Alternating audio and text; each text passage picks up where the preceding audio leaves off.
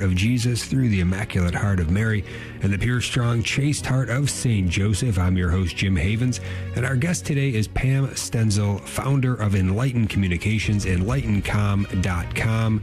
Pam, welcome back to The Simple Truth. How are you today? It is good to be with you, Jim. And it is a happy day. At least for me, it was a happy day this afternoon. Yes, a good day. Yes, and great to be with you. And let's start actually, if you wouldn't mind. I'm sure a lot of folks already are familiar with you, but if maybe they're new to the program, maybe they're this would be their first introduction to you. Can you give a quick intro into your background just to kind of let people know where you're coming from as we begin our discussion today? Yeah, sure. So the fast version is I've been involved in the pro-life movement my entire life, and we all get involved for different reasons, Jim. But for me, it was my personal story that drove me in to working with women in crisis. My biological mother was 15 years old. She was in foster care in the state of Michigan. She was raped. And she chose to give me my life and my amazing family. I was adopted. I'm the oldest of 8 children, 7 of us adopted. And when I came to know more about the beginnings of my life, the fact that my birth mother was a foster child in her teens and that she was raped, I realized that had I been born in 1975 and not 1965, I would have most likely been killed by the state. And I've spent my life working with women in crisis because I really believe that what my birth mother needed in that horrible moment of trauma was someone to love her and help her and come alongside her and give her hope. Not to have me violently ripped from her womb to repay violence with more violence, but to come alongside and help. Abortion in the case of rape kills an innocent child, further damages the woman. The only person you've helped is the rapist. And it's a tragedy that all of our abortion laws and all our discussions around these issues typically come as, well, I'm against abortion. No, I wouldn't kill my child. But if it was rape, I mean, that is it is a tragedy, and typically children like me are thrown under the bus. But that really propelled me into working with women in crisis. And so, post college, I began to work in pregnancy centers. I ran a pregnancy center in Minneapolis for many years, and helping women, coming alongside women experiencing unintended pregnancy. And as a part of that, I began to speak out in schools and in churches about chastity and sexual integrity, because of course I would love girls to make a better choice before they end up running to that abortion clinic. And as you know, well over 80% of abortions are done on unmarried women. And so if we could kind of handle the chastity piece a little bit, we would be going a lot better way to protect our marriages and certainly to save lives of children. And then as a part of that, I started traveling and speaking and doing a lot of that. Come full circle when I moved to Florida and got back involved in the pregnancy center world, as well as continuing to some speaking. And then I am on the board for Personhood Florida, which is an organization here in Florida that is attempting to call for personhood for the unborn. So that's kind of the long deal there. Outstanding. Yeah, thank you for that. And for folks that would like more, again, you can go learn more about Pam, her good work over at enlightenedcom.com. Also, we did do a Testimony Tuesday with Pam back in November of 2021. So you can go back and find that episode in the podcast or on YouTube channel or wherever.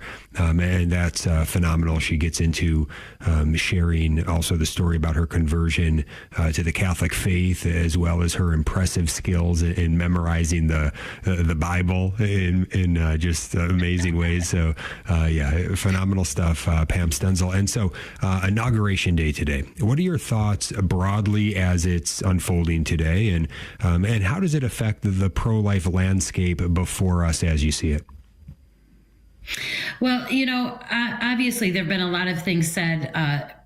President Trump said about Florida back and about his support for only a 15-week ban, which is a disaster.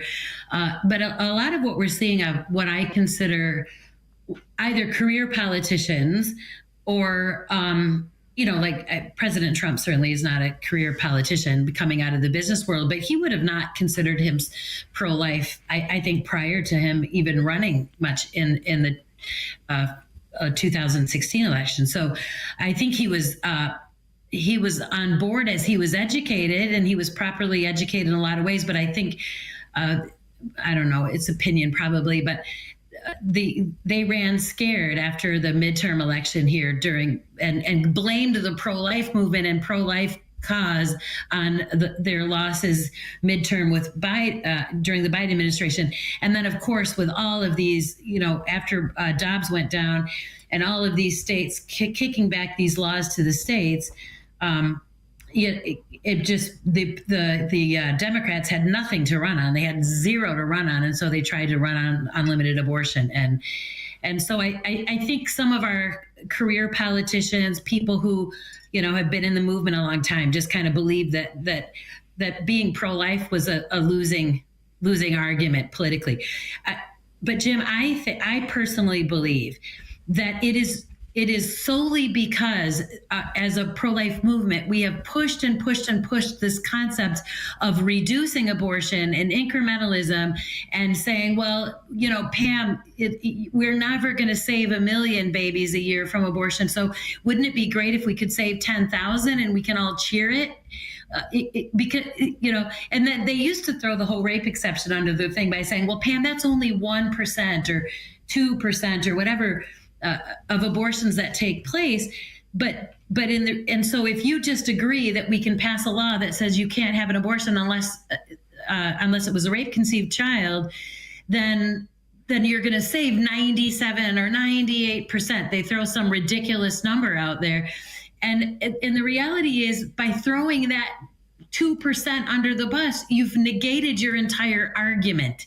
You've negated, if you believe that abortion is the intentional killing of a human being, then why in the world would it matter how that being came into being? Why in the world would it matter if the baby can feel pain?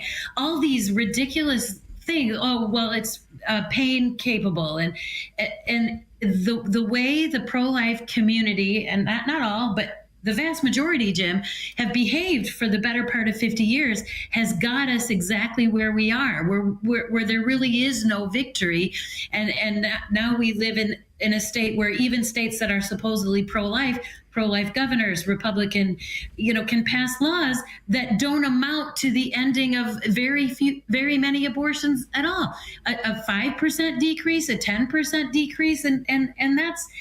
And so it's just frustrating. I know we have to uniformly call for personhood.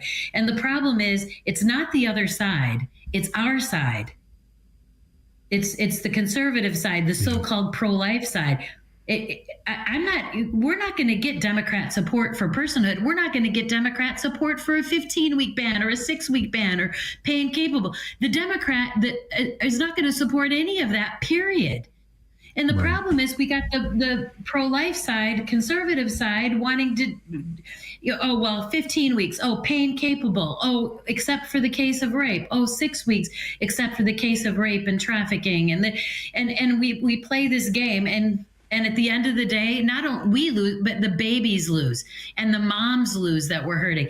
And we continue to have huge numbers of abortion, and now we have the abortion pill like the Wild West being sent in every state, regardless of its laws.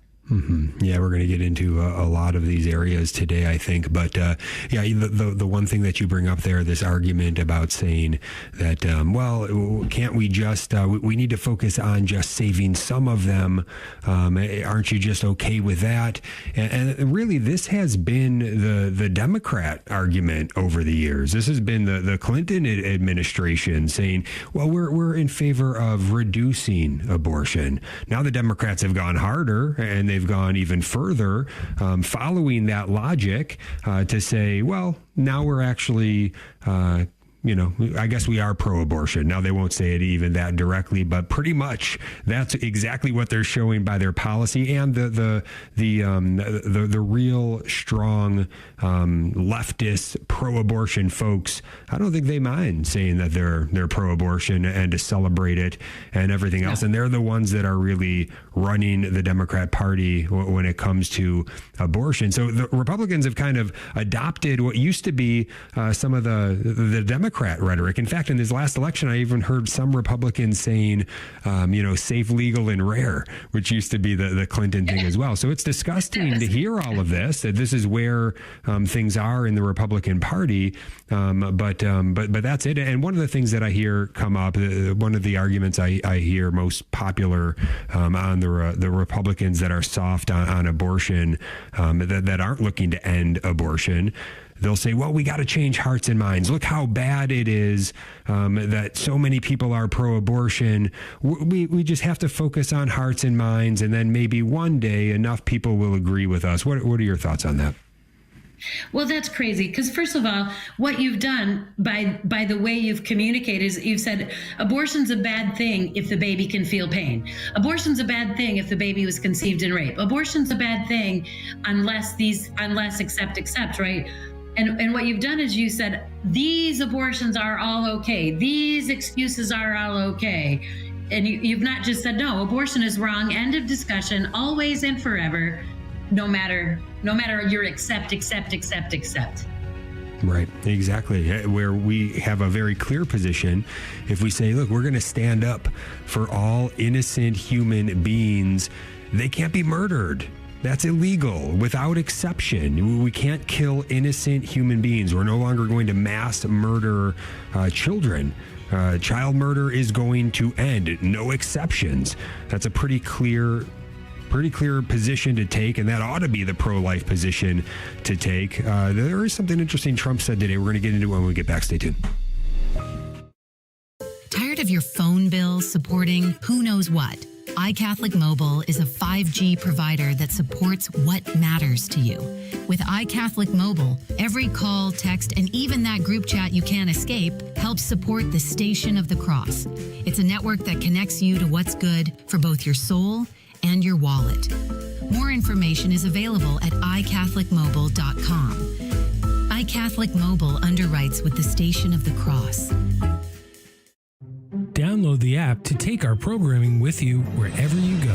Hear what listeners are saying about the regularly updated iCatholic Radio app. The programs on iCatholic Radio are uplifting, educational, and have served to deepen my faith as a Catholic. Thank you for this amazing station. Download the free iCatholic Radio app in your Android or Apple store today. If you already have the app, please consider giving us a 5-star review or telling a friend about it. Please join us in a prayer to our guardian angel. In the name of the Father, and of the Son, and of the Holy Spirit, amen. O holy guardian angel, take care of our soul and body. Enlighten our mind that we may know the Lord better and love him with all our heart. Help us in our prayers so that we may not give in to distractions. Assist us with your advice so that we may see the good and carry it out with generosity.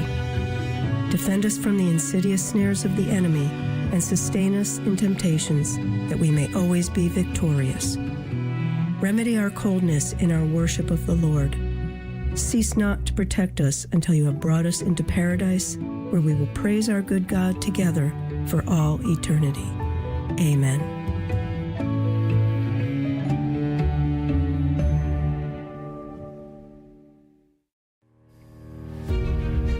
Welcome back to The Simple Truth. Jim Havens here with our guest today, Pam Stenzel, EnlightenCom.com. And we're talking about Inauguration Day today and the pro-life landscape. I do want to get into something very interesting that President Trump said during his inauguration speech today that I think lines up with what we're talking about here. But first, I want to just finish up this discussion on, I guess, what some would call a principled incrementalism. And so in this idea, look, there are folks that will say, look, I agree with you. We need to end abortion. We need to end it. We need to get to the end of it. But we do need to chip away progressively at it. We do, we're not going to be able to get it all at once. So we do need to make these strategic moves forward. To that, I say there may be times to take a strategic move forward. But what I would also say is you can only do that if you're also always making the case, always clearly stating your position that, look, I'm taking this now because this is what we can get and let's take it. However, we're going for the end, and this is a step towards the end, and the goal is we're going to end this because it is murdering innocent human beings, and that is not okay. We cannot have a civilization where it's illegal to be murdering children. Probably most people aren't going to say it that strong and direct, but I say you got to state the goal. If you're going to take some sort of an incremental approach and take a step, you can only take that step if you're being clear in the logic that ultimately this is a step towards this goal. Now, I recently talked with a pro-life leader. I was on an email thread with this pro-life leader, and someone who says they believe in personhood and agree with the goal to end it, all of that, making a case for principled incrementalism. But they basically had sent out this open letter to Trump and the Trump administration about what they were hoping for. And it was very soft, very weak. I guess that's what this leader thought. This is all we can get right now. This was his idea of the strategic move based on his view of principle incrementalism. But nowhere in there did he state anything about personhood, anything about the goal of ending abortion. So I challenged him on it. And he openly told me, very honestly, I appreciate that. But he said, I think I need to keep it a secret. I think I need to hide the goal. I think it's actually strategic to hide the goal. And then even using an analogy in the Old Testament about the Hebrew midwives hiding things from Pharaoh in order to save some of the babies. I mean, it was a stretch, to say the least, apples and oranges comparison. But that's how he was trying to kind of tie it all together and make this huge leap. What is your view on, I guess, a so-called principled incrementalism? How do you see it? What are your thoughts? Well, I think we have to define what principled incrementalism means. So it's not we are going to have a 6-week ban with accept. That's not, because what you've done is you've given all these reasons that make abortion okay, and you've educated to that. A law like Texas passed and Georgia passed and Alabama passed, and I might get all the states wrong, that said we're gonna ban abortion at a heartbeat with 0 exceptions, nothing. That is more incrementalism to me, because you're being faithful to the reason why you don't want abortions, and that it's the taking of the life of an innocent human being. And what we've done, what a lot of the so-called pro-life laws have done that they call incrementalism. I'll give you an example. One of them was that women have to see an ultrasound prior to obtaining an abortion, and there be a 24-hour waiting period. So that should be a principled incrementalist if it was just that. An ultrasound is required and 24 hours, right? But many states, a few passed it cleanly, but many states, including my own at the time, Minnesota, passed it and said, except in the case of rape. So now what you've said is every woman who just gets pregnant because she was sleeping around has to see an ultrasound, but the woman who was raped doesn't have to see an ultrasound.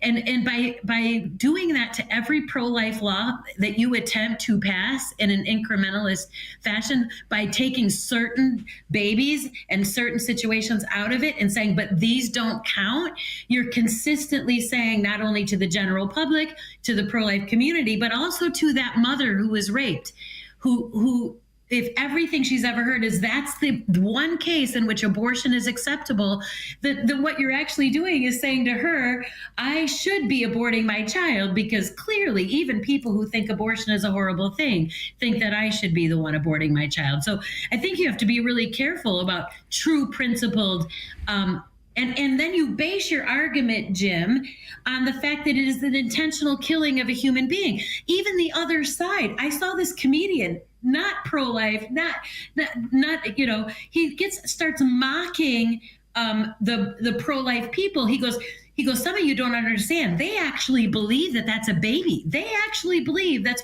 what's going on in that thing is a baby. And, if you really did believe that that was a baby, you would be doing everything you could to stop it too. But clearly most people don't believe it's a baby because they've said there are all these times you can kill the baby. You can kill the baby if it's this way. You can kill the baby. It was right. They start using the exact argument saying, if these people actually believed that that was a baby, they would be behaving very differently. So they either A, must not believe it, or they just don't believe it. They believe like we do that it's a blob of tissue and it doesn't really have value. So what sometimes incrementalism basically, again, devalues the human person by its very the very law. The very law you passed devalued the human person. Mm-hmm. Yeah, very, very well stated, and that also does bring to mind the clip we've played it a bunch here. Maybe I don't know, from 6 months to a year ago. Bill Maher, who's pretty much a big time liberal and quite foul mouthed. I wouldn't recommend him, but he did have this clip where he said something along the lines of what you're saying. This other comedian said, which was to say that, look, they don't hate women. Pro-lifers don't hate women. That's just a lie that pro-abortion people are spreading, pro-choice, so-called pro-choice people are spreading. And he said the truth of it, which is they believe it's murder. And it kind of is, he said. And yeah, more than kind of is. That's exactly what it is. But that logic makes sense. That logic makes sense to a common sense individual when you lay it out that way. And that's the way we absolutely need to lay it out. That's what the reality is. Pope St. John Paul II said so. St. Mother Teresa said so. Even Pope Francis has called it murder. It's nothing. It's nothing but just being honest about reality to call it what it is. We have an ongoing daily mass murder of our littlest brothers and sisters, and it has to end. And so your point here on a principled incrementalism, what is this? What are we talking about? There are limits even within that idea to say you can't ever use something as a step forward if it's undermining your entire argument because you're directly allowing some human beings, some innocent human beings to be killed by abortion. You can't parse it out like that. It undermines the whole argument. So you can't have like exceptions for rape and incest and say that, yeah, we can kill a child if, the circumstances of their conception, if there was an evil that led to the circumstances of their conception, which they are completely innocent of and it has nothing to do with them.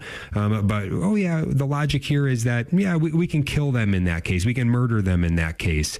That's ridiculous, right? And so why would we ever agree to that logic? That's not a principled incrementalism.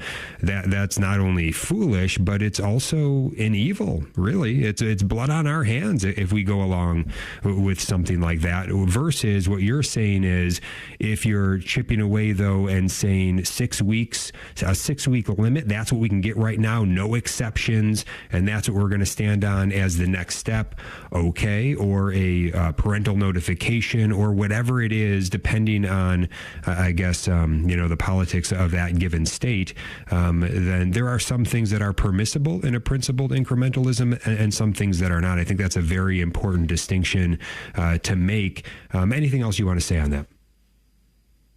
Yeah, I would just agree with you again, and remember that laws like parental notification and 24-hour waiting periods and ultrasounds being required all throw barriers for every woman seeking an abortion, not just some women seeking abortion, right? And that's why I think you can stay principled with laws like that.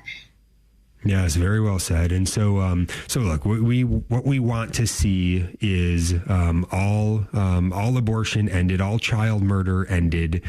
We have great hope in looking at the trajectory of what has taken place. I would say with the evil of slavery, that it was once legal. It was once baked into the culture as much as an evil can be baked into a culture.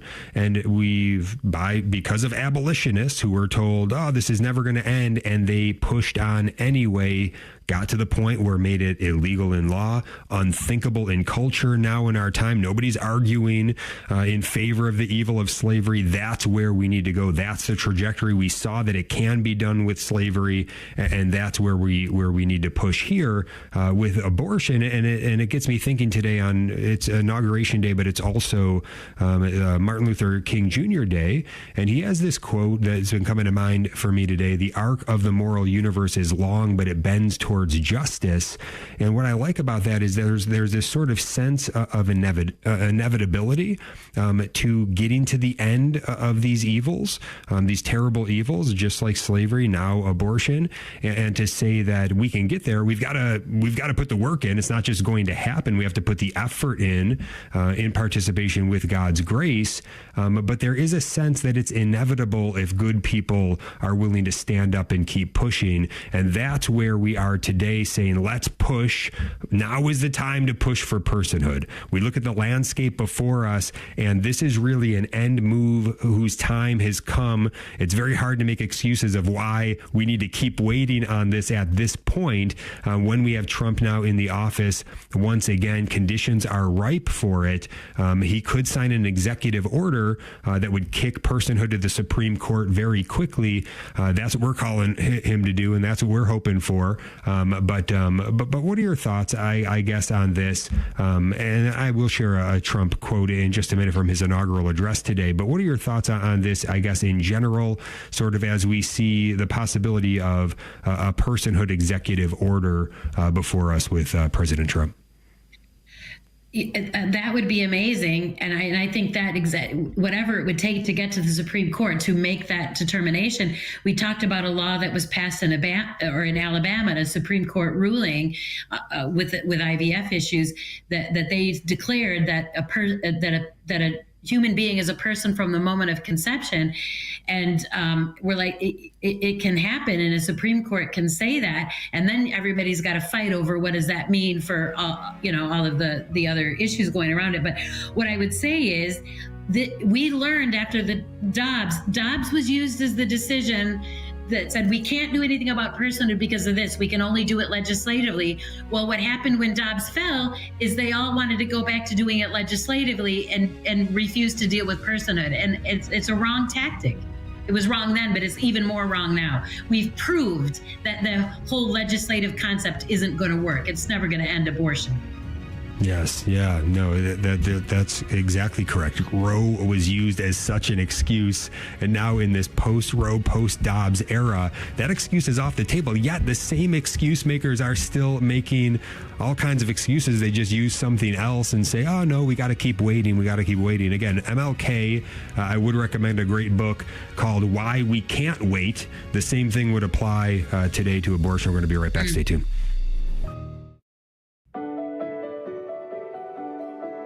This is Jesuit Father Robert McTagg, your daily host of the Catholic Current. Join me on Tuesday at 5 p.m. Eastern to welcome back listener favorite author Sarah Kane, also known as the Crusader Gal. We'll be talking about when doctors and patients conspire. What happens when patients demand the unethical and doctors agree? Find out on the Catholic Current on Tuesday at 5 p.m. Eastern, coming to you from the Station of the Cross and the iCatholic Radio mobile app.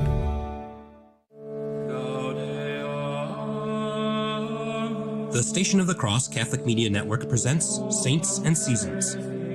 On January 20th, we celebrate the feast of Saint Sebastian, martyr. Sebastian was born in Gaul in the 3rd century, but raised in Milan. Though a devout Christian, he voluntarily joined the imperial army in Rome so that he might better support fellow Christians and especially the martyrs by prayer and encouragement at their last moments.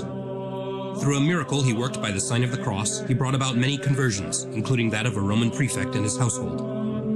Despite this, Sebastian's own faith remained hidden, and his reputation for bravery and honor was such that the new emperors Diocletian and Maximian made him an officer of the Praetorian Guard. Soon, several of his converts were discovered and murdered, however, and before long, Sebastian himself was brought before the infamous Diocletian, who ordered this soldier executed by archers.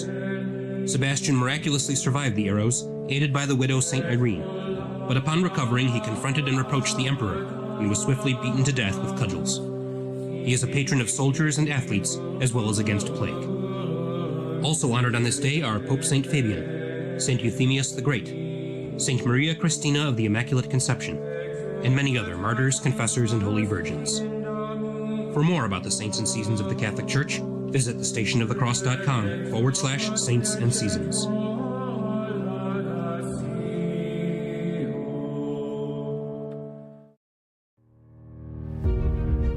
Welcome back to The Simple Truth. Jim Havens here with Pam Stenzel, founder of Enlightened Communications, enlightencom.com, talking about Inauguration Day today, also MLK Day, and how the pro-life landscape looks as we head into 2025 here.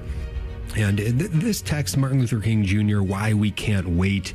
This copy I have also has a great quote right on the front cover here that says, "Freedom is never voluntarily given by the oppressor. It must be demanded by the oppressed." And in the case of abortion, of child murder, the one who is being most oppressed of all, the one who is being mass murdered every day, they have no voice. They can't demand it for themselves. They can't demand that freedom would be given to them, that their right to life would be given to them. It is up to us.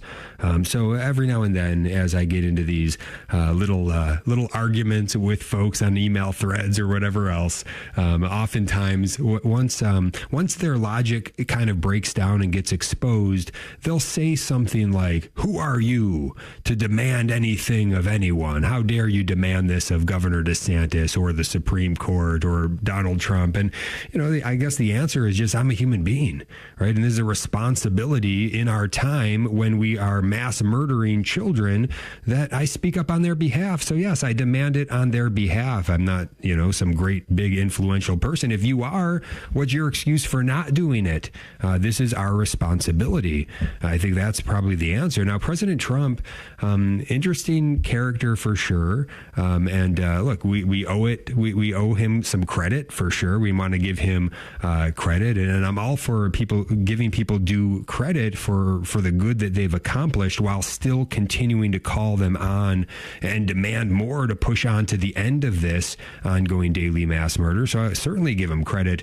The Supreme Court justices that were put in place overturned Roe. Now, I would have liked to have seen them go further and actually affirm personhood in the 14th Amendment in that Dobbs decision. They didn't go that far, and they've made it clear, certainly Kavanaugh did, that they don't really want to touch anything more on abortion if they can help it, which is why it has to be forced to the Supreme Court. A executive order from the president would do that. That's, to me, the most expedient way to make that happen by one stroke of a pen. Also, Governor DeSantis or any deep red governor could sign an executive order for personhood in their state. That's going to trigger their Supreme Court, and that's going to ultimately trigger the United States Supreme Court. So there's many people who could use their influence to force the Supreme Court to have to answer this question once and for all. Who is the child in the womb? Of course, it's a scientific fact they're a human being. Are they a human person? Well, of course they are. Every human being is a human person. Therefore, under the 14th Amendment, equal protection under the laws for all persons. This applies to the unborn. This applies to the child in the womb. Abortion is unconstitutional. That's where we're trying to get. That's the answer from the Supreme Court, but we have to force them to do it because they don't want to touch it for political reasons or fear of what the repercussions would be, whatever. But we've got to push on. So President Trump today, in his inauguration address, is something of what I see. I think this communicates the opening that I see with Trump and his administration for something like an executive order. At least, look, we got to push him as far as we can possibly push him. Ultimately, I think executive order on personhood is wonderful. But again, we want to get as much as we can get. But this is what he said today in the inaugural address. He said, "Today I will sign a series of historic executive orders. With these actions, we will begin the complete restoration of America and the revolution of common sense. It's all about common sense. To me, this is where this can make sense to him. If somebody close enough to him can lay this out to him in a common sense way, because after all, this is common sense. Anybody can understand it. We ought not be murdering innocent human beings. And let's take it out of the politics and give it to the Supreme Court to answer the question. It's their job to answer this question. Are there equal rights for the persons in the womb, or are they not? And if not, then explain to us how they're not persons. How is this human being not a human person affirmed by the 14th Amendment? And they have to answer that question then, which I don't think they could answer it in that way. So Trump talking about the executive orders that he's signing today on the southern border, the economy, censorship, military, and I think he's strong in this respect too, saying as of today, it will henceforth be the official policy of the United States government that there are only two genders, male and female. So that's a step in the right direction, right? That's common sense. But so is it common sense to say, if he were to say, as of today, we're not going to murder innocent human beings anymore. They're human beings from fertilization. It's a scientific fact. We're going to stop the ongoing daily mass murder, end the bloodshed. I'm calling on the Supreme Court to answer this question once and for all. Your thoughts, Pam, as you think about openings with Trump. Go ahead. Yeah, but hear what we're saying, because you brought up the hearts and minds thing. If an executive order, the Supreme Court, let's say tomorrow, came down and said that a human is a person from the moment of conception with the rights of the 14th Amendment in the womb, child in the womb is a person, that there's no way that's going to change we still are going to have a lot of years to carry out to get to a place where we stop killing innocent human beings, right? The same way as when slavery was declared, when slaves were made free and they said they're not a fifth of a person, they're a full person.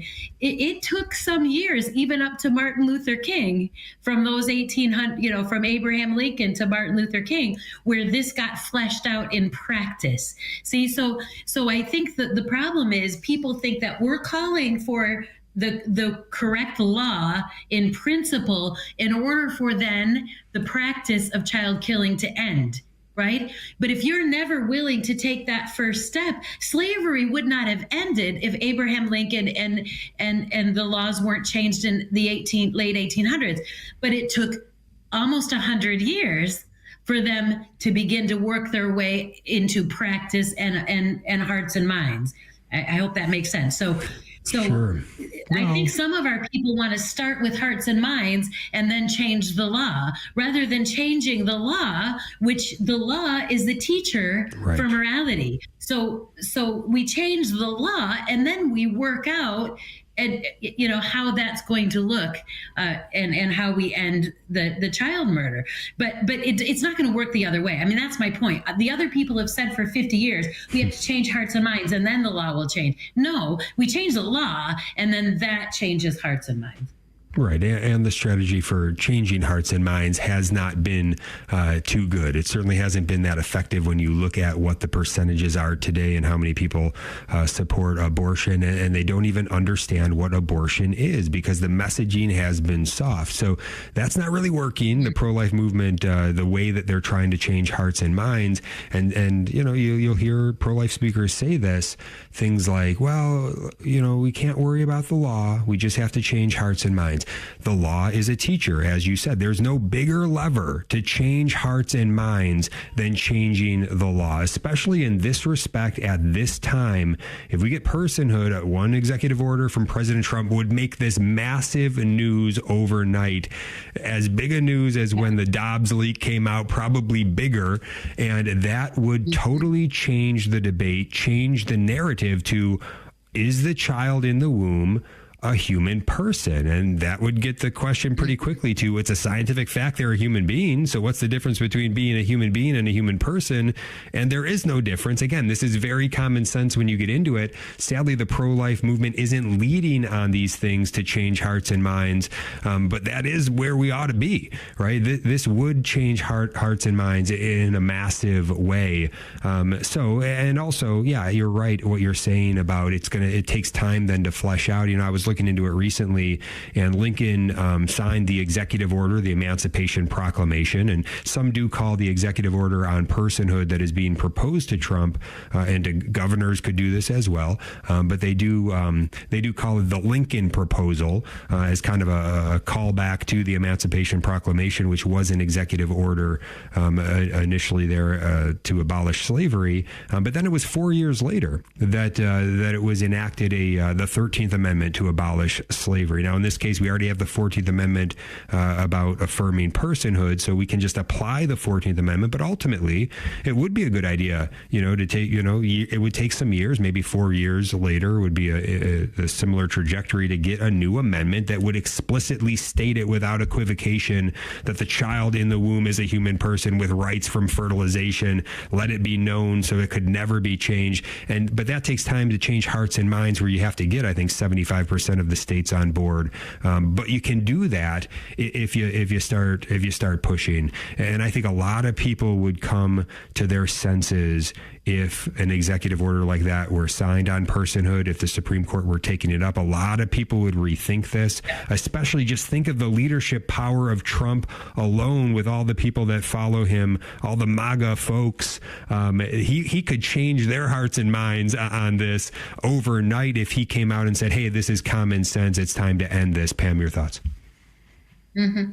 Yeah, 100%. Because then he's educating it to the core of the argument. The argument isn't whose life is valuable, a quality of life. Well, this person's going to end up in foster care and have a terrible life, so isn't it better to kill them?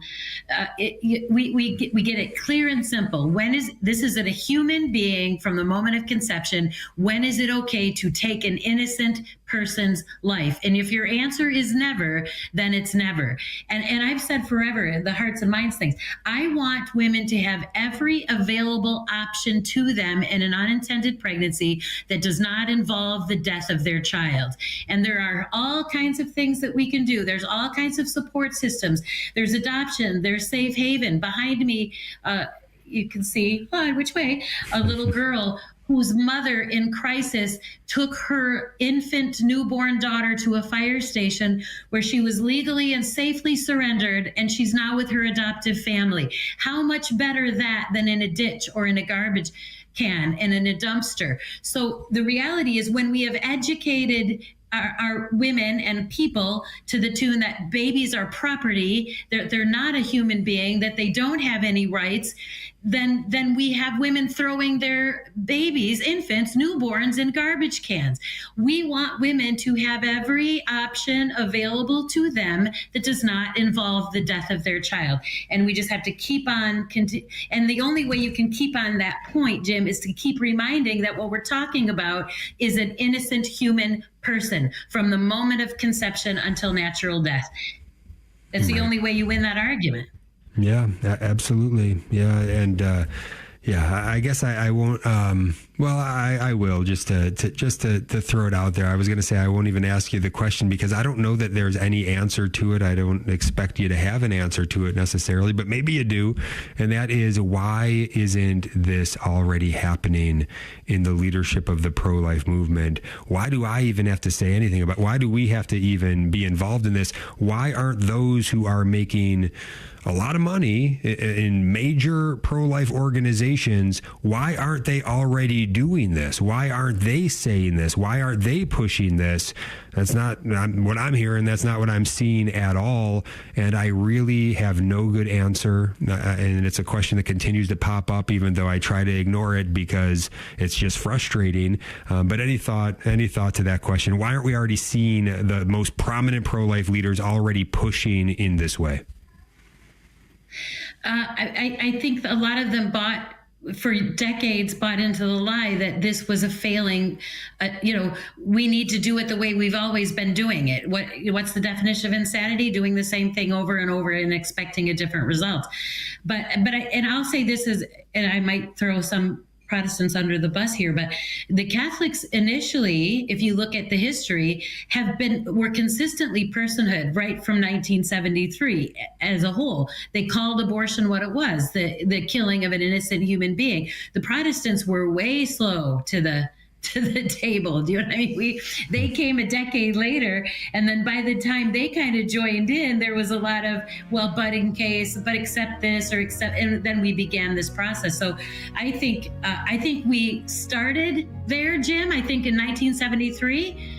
And then we got away from it and went to what was expedient and what would work and what would get money probably and what to give. And then, I don't know I don't know if they'll go back to where it was. I mean, Nellie Gray, who founded March for Life, was personhood back in 1973. Right. And now she was. Right. And now it's quite puzzling. Why won't the March for Life even just take it up as a theme?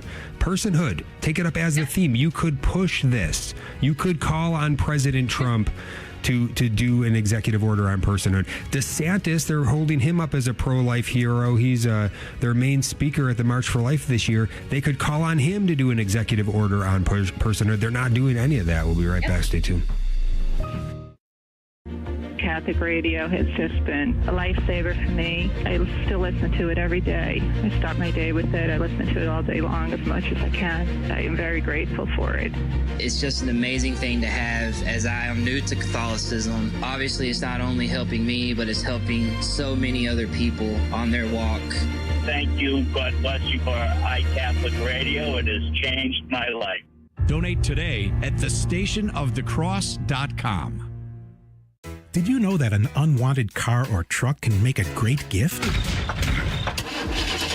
When the time comes to purchase a new one, consider donating your old car or truck to the Station of the Cross. We have a quick and simple way for you to get rid of your unwanted vehicle while supporting the solid Catholic programming you love listening to on your radio, online, and through your mobile devices. Whether they run or not, we accept cars, trucks, RVs, boats, and motorcycles. It's a great opportunity for you to give more than you might normally be able to. At the same time, you'll be clearing out space in your garage or driveway, ridding yourself of an unwanted vehicle. Just visit us online at thestationofthecross.com or call 1-866-628-CARS, 1-866-628-2277. May God bless you for your generosity in support of Catholic Radio. The Station of the Cross began broadcasting in Buffalo, New York in 1999. Since then, our listening areas have multiplied and expanded into several states. While our mission is to grow the Catholic faith through radio and other media outlets, our apostolate is supportive of but independent from your local diocese. Through your generosity, we are able to inspire countless listeners with the gospel and help lead them to a parish to be spiritually nourished by the sacraments. Welcome back to The Simple Truth. Jim Havens here with Pam Stenzel. I'm going to put the phone number out there real quick. I know we're in the last segment, but if you really want to get a call in, we will take one. 1-877-511-5483. That's 1-877-511-5483. And I was thinking we were going to have time to get into the discussion today about more of what's going on in Florida and what's happening with the enforcement or really lack thereof with the heartbeat law in Florida, and get into some of those things. But I think we're going to have you back to talk more about that. I really want to get this kind of last topic in and raise this with you today. I'm reading real quick here from a book called Abandoned: The Untold Story of the Abortion Wars by Monica Miller. She's actually going to be on Thursday. We're going to discuss this book largely about her story in the pro-life movement. But in talking about the history of the pro-life movement, this is back in the 70s here, talking about this group called Women Exploited and saying that the organization operated as a support group for women who came to regret their abortion. The group believed that abortion not only victimized the unborn, but attacked the intrinsic dignity of women as well. Goes on to talk more about it, but that idea of attacking the intrinsic dignity of women as well makes a lot of sense, right? To be able to twist things to encourage a mom to turn her heart against her own child because of, yes, probably very real, difficult circumstances in her life, but tempting her then to say, you could solve these problems by just getting rid of that problem you have there, that child, right? And this is the devil, right? This is ultimately the devil. But this goes, not only is it murder of the child, it cuts against the very core of the identity of that woman. She is made to love that child, to give of herself for the good of that child living and growing within her. So this lie of abortion, it's mass murdering, but it's also cutting at the very intrinsic dignity of women.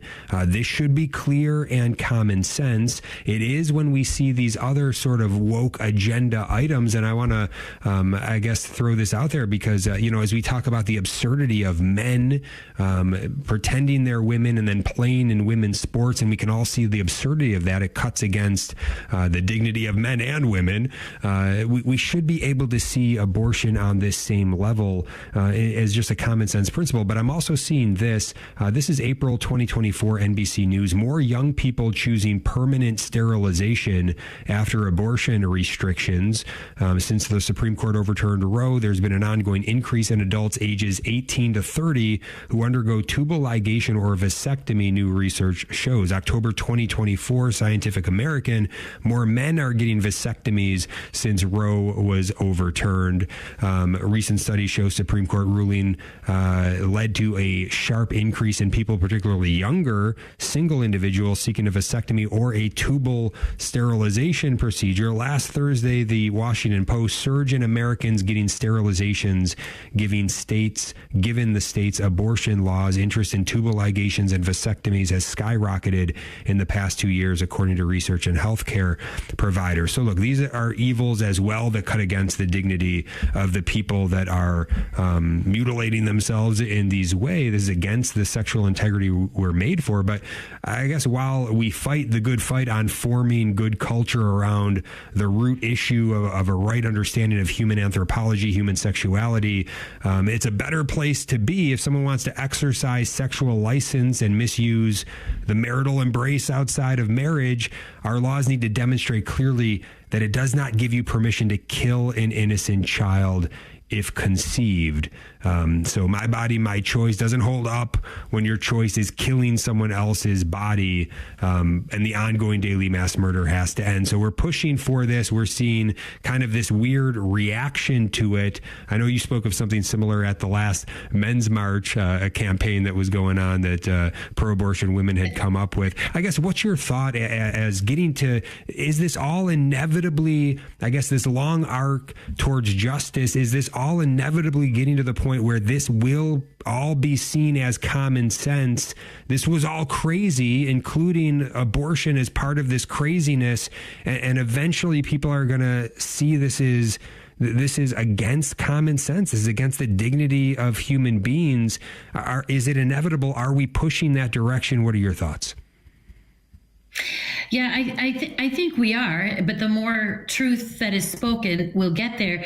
I think what you just said about the vasectomies and the tubal, one of the things that they've been saying is, and I was watching this very closely, is that they're saying, well, those are reversible, which I find fascinating because it's the exact same argument they give for sterilizing 14-year-olds men who believe they're boys who think they're girls, and women doing double mastectomies on young women. It's the same argument that it's reversible, that if you change your mind 10 years from now, you can just reverse that back. And sadly, we know that is most likely not true. So it's Satan's attack on God's creation. It's Satan's ultimate attack on the human being. He can't get at God himself. So where does he go? He goes and attacks the image of God in man. And this is all part of his big plan. But the other issue here with the whole, the sterilization and all of that is that it is ultimately selfish right? It is ultimately my, me, mine, I, and I don't want my life interrupted by another human person. I don't want my lifestyle to change. I don't want to have to give of myself to this other person. It's all about me, how I feel, and they have become the center of their universe. And what happens is, Jim, and it's Romans 1, they have rejected their creator, worshiped the creation, and they have put themselves in the place of God.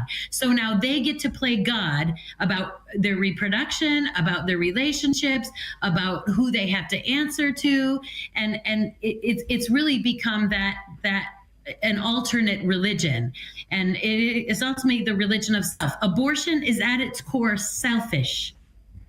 Adoption at its core is selfish, right? I'm willing to take on all the pain to do what's best for my child. That is selflessness. Abortion is ultimate selfishness. It's me. I want my body. I don't want I can't take care of it. I can't. And so what you're seeing with all this vasectomy and all this screaming about their rights is they're just saying, I don't want to have to answer in my life for anyone else. And they're not getting married now, Jim. This generation, they're not marrying because they don't want that responsibility to a spouse. They don't want to take on those responsibilities, and they're not having children. And the sad thing is, that a society doesn't last if everybody does that, right? We have to have more faith. That's why our good families that embrace family and marriage and children, and as my grandpa used to say, blessed is the man whose quiver is full, because he had 12 children and 89 grandchildren and still counting. When the folks that embrace that ethic, and that is in line with the image of God and our Creator, we're going to be the only ones procreating. So the rest of them are going to extinct themselves off the face of the earth. So that's going to happen. And look, I think we're probably quite a number of years, if we ever get there, of a rightly ordered understanding of human sexuality really taking root back again in the culture, and where people would see, even the evils of sterilization and vasectomies, these things, right? But I think we're probably a far way from there. But look, in the meantime, if you want to be selfish, right, and that's what you want to choose to do, I guess, okay, you have the right to do that, but gone ought to be the days when you're going to exercise sexual license, and then a child is conceived, and then you're going to say, this is not really a human being, and I'm going to murder this child, right? Our laws need to be clear. That is not acceptable. And that's not something we need to wait for. That needs to be something our laws reflect today. That is not acceptable. We will not let you murder innocent human beings. And that's for your own good as well, for your own dignity. Pam, last word as we're running out here. Absolutely. That's where you stand on the truth and the dominoes will fall. And we've got to say that murdering innocent children is wrong. Always. Every time. Absolutely. Yeah. Pam, thank you so much. What a wonderful spokesperson you are for the preborn, for the pro-life movement. EnlightenCom.com. God bless you all.